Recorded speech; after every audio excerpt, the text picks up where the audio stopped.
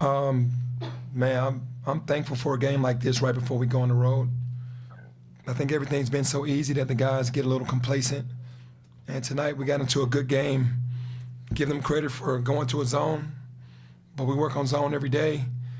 Got a little stagnant on the offensive end, and then defensively didn't pay attention to shooters. And we usually do better against teams with one dominant guard that handles the ball. But tonight we didn't. But I'm glad this game came about before we went to New York to see what we were made of. Questions? Terry, you can go first. Rick said one of his plans was to take away money from you by putting in the zone and putting one-on-one on him. Did that open it up for Jalen to do what he needs to do inside? And talk about his rim protection, because there was a lot of shots he didn't block, so he altered to bring the percentages down the second half. Yeah, I mean, I think the only person that can take Imani out of the game is Imani. I think he kind of got into his head being in zone. We didn't do a good enough job of moving the ball or moving him to get him open looks because he's one of the greatest, best shooters in the country. We got him, Landers, Lester, and Tyler that are all really drop dead shooters.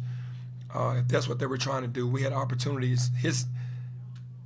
Us not moving the ball properly like we were taught is really one of the reasons why he really didn't get off in the zone. He had to take some bad shots, which fell right into their hands. But Jalen made up for everything that happened tonight. He got a lot of opportunities to get second shots and played a phenomenal game. He just had that no-lose attitude all night.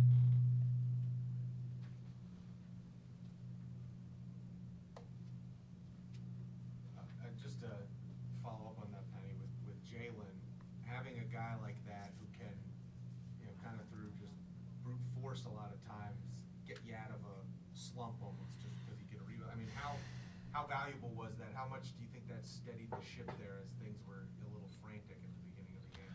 Yeah, no, we actually started off pretty good, and then we subbed again, and then the subs, they went on a run, and then when I subbed back in, the guys were kind of laxed, and they stayed in the game. I think with Jalen, his energy tonight definitely made up, like I said, for those mistakes that we made shooting the ball in the first half. We shot the ball horrible, took bad shots, and then also threw the ball away so they can get fast break points. So, I mean, I'm looking at the game and seeing a lot of opportunities. Obviously, the kids aren't going to see it that way until they watch film.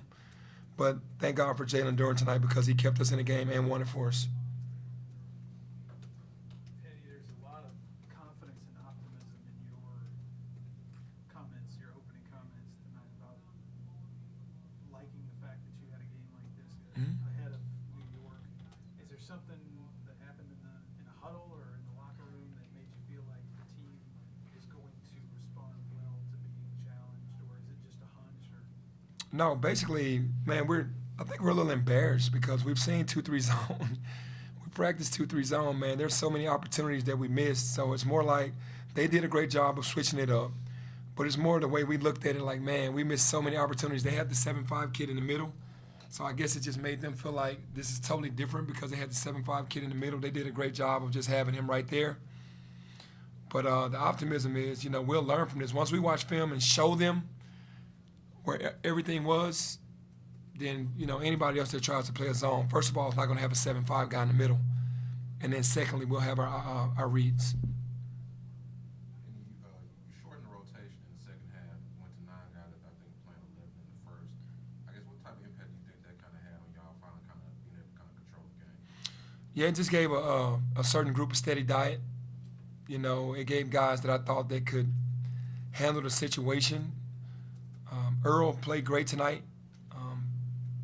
Didn't get him back out there because I just went with what I knew for the opportunities. We just get a little too loose with the ball. But it helped us just shortening the rotation because we had to win the game. There was no more experimenting. Guys were a little nervous. That zone was bothering them. And I went with the guys that I thought would be able to handle it better.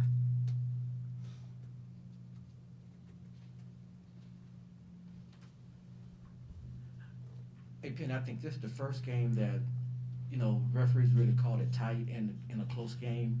And I think your guys how do you think they handled that in that officiating in a tight game? Because some of the game calls could have went either way, And I think some of them might got emotional at the time or two.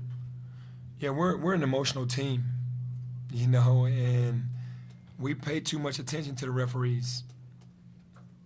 You know, they're going to make their calls. There's no way we can change it. Have to move on to the next one. I mean, these kids haven't just started playing college basketball, like obviously the freshmen, but if you play high school basketball and college basketball, referees are going to make good calls on certain nights, bad calls on certain nights. So you have to adjust. I've never been the one to worry about what a ref is doing. I always worry about what we're doing. But it did bother our guys for sure because they take themselves out of the game because the ref is going to stay steady on what he's doing. They just have to get on to the next play mentality.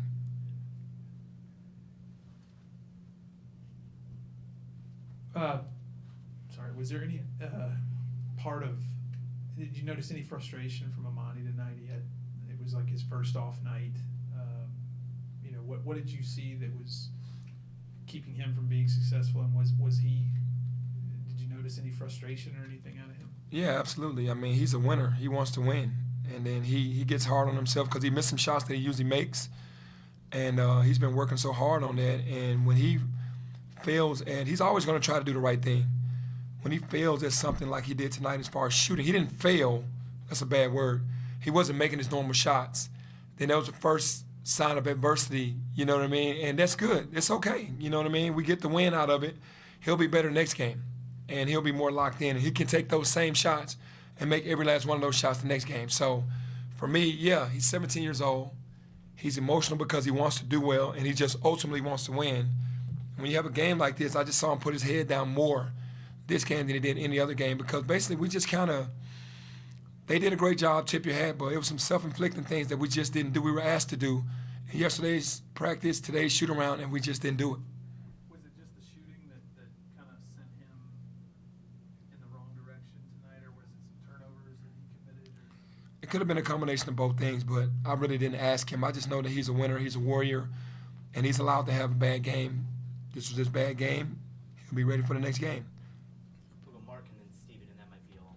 Penny, you mentioned this will be good for you guys to have gone through something like this. How, this is obviously a big week coming up in Brooklyn. We potentially could have two big opportunities. How good do you feel about that? Like when you survey these first 4 games, obviously you probably don't feel great after tonight, but just if you survey it and how prepared you are to go up against a jump up in competition, how do you feel about this group? Yeah, for me, I'm anxious because we're more than prepared to go do it.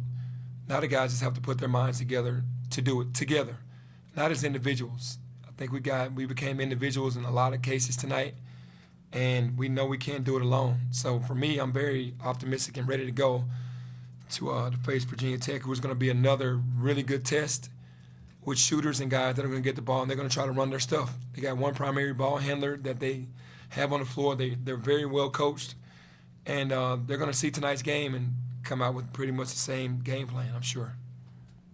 Penny, after the last game, you said Earl and DeAndre were 2 guys you were kind of waiting on to break out. So in terms of figuring out who you can trust down the stretch, in terms of how they played tonight, did they kind of live up to what that challenge you kind of offered to them after the last game?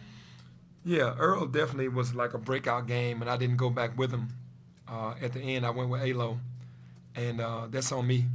He played a pretty good game. Honestly, that was his best game of the 4 that he's had. And DeAndre shot the ball well from the floor, but there's so much more opportunities for him to do so much more. Block shots, taking charges, offensive rebounding. And I hold him to a high standard because I feel like he's a guy that can do that. He could be on the same level as Jalen with that same dominance. So, yeah, those 2 guys kind of lived up, especially Earl. Dre, I got to have more. I got to have more from him because I know he's more capable. Okay, thank you, Coach. Thank you.